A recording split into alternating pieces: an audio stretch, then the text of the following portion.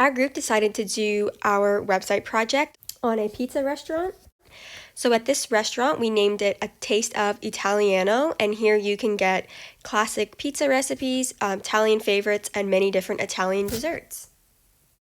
The objective of this project was to create two websites, the first one using HTML and CSS, and the second one using WordPress. The first task was to create an HTML/CSS website. Once we were done with our HTML/CSS website, we then had to recreate our pizza restaurant on WordPress. For both websites, we had to include 4 pages: home, about us, products, and contact. And then we had to style the page using either CSS or WordPress, depending on which one we were doing. And then we also had to add an interactive element using JavaScript for HTML, and we had to have an interactive element for WordPress as well. As you can see, our group decided to go with a flat folder structure, which means everything is in one part of the folder. It was nice because, as you can see here, you are able to look at everything without clicking and having to go to a different part of the folder. But it did make it a bit challenging because there were almost 20 different individual things in this one folder, and so things can get lost and disorganized quite quickly. But overall, we think a flat folder structure was all right for this project. Okay, so now we're going to look at the code and our website. So to start off with, the first little bit, we have a title for our home, which you can see up there. And then we have our meta name just to make sure that it fits on all devices. And then in our body, you can see that we have the links to the different parts of the website. And then we have a heading 1, which is A Taste of Italiano, which, as you can see, is right there. Then we have a photo and image. We have a heading 2, which just says fresh dough, fresh produce, amazing pizza. And then down below, we also have a paragraph, which is just fresh dough, fresh produce, amazing pizza in Italian. And then finally, we have a video down here, and that video does work, as you can see. Okay, now going to our next page, you're able to go from home to about us. So again, we have very similar code up above. And then we have heading 1, which is just A Taste of Italy, thousands of kilometers away. And then we have that image of the Italian flag, which has been centered. And then we just have a paragraph, and then we also have a photo down below. Okay, moving on to our products. So again, we have just the general code for our website up above, and then we have heading 1.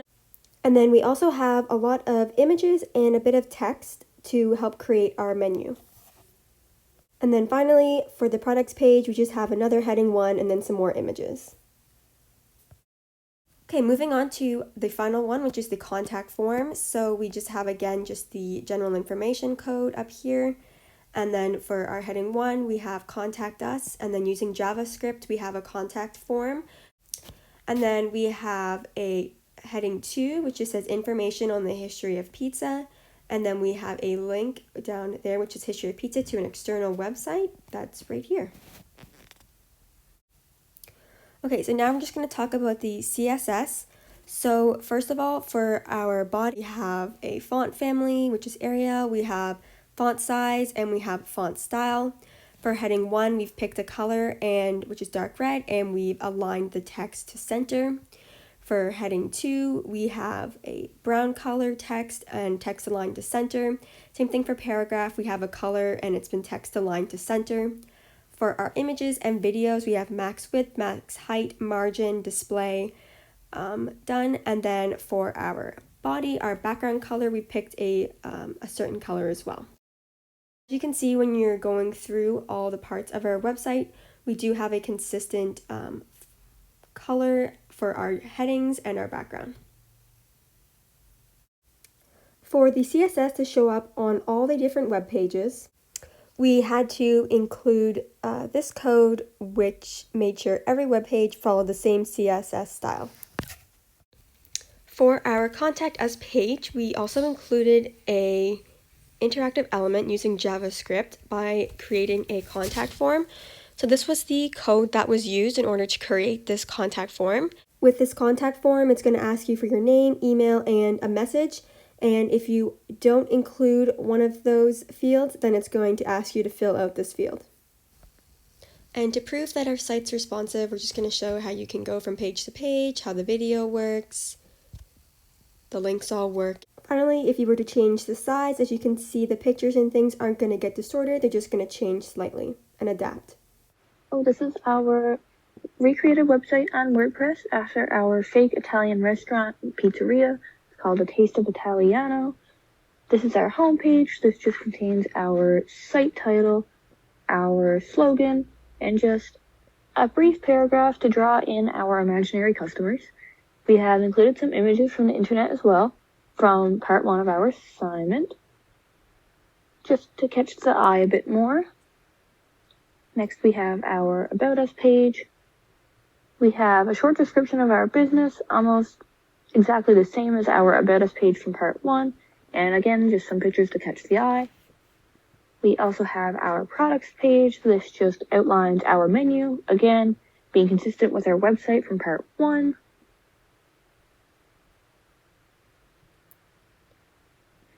And finally, we have our contact page. This page serves as our interactive element of our website as well, and that people can fill out the short form, including their name, their email, and any messages they would like.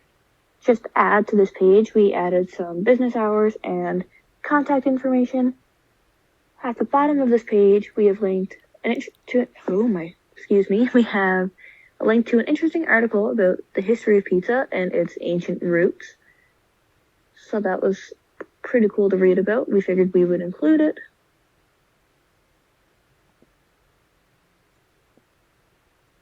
To import and adapt our content from the original website, we just had a shared single flat folder.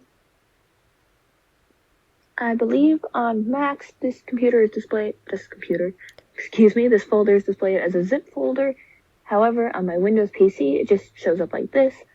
Here we can see everything that was included in part 1, from the photos and each separate page that comes up on my Internet Explorer that was created, and any images that were not a part of this the WordPress theme we'd use were imported from this folder, and they were consistent with part 1 of our assignment.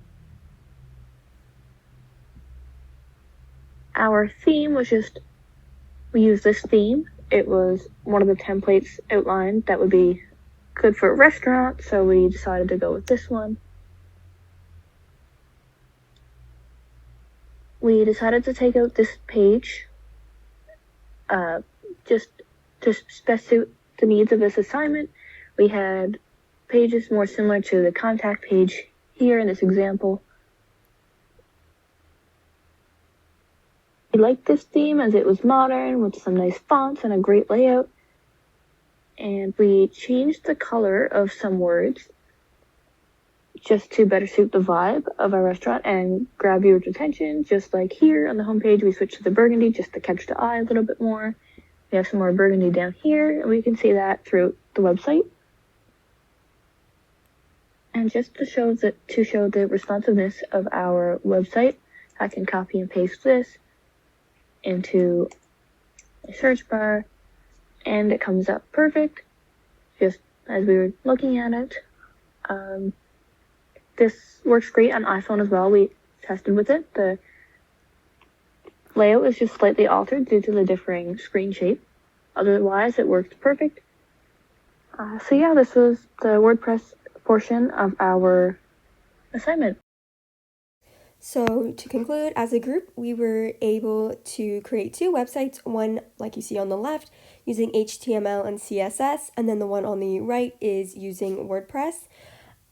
We were able to create 4 different web pages on each of these websites that included home, about us, products, which included the menu, and the contact us form. We were able to include an interactive element on both the websites. With HTML, we were able to include a contact form that was created using JavaScript, and then we also had a contact form on our WordPress website as well.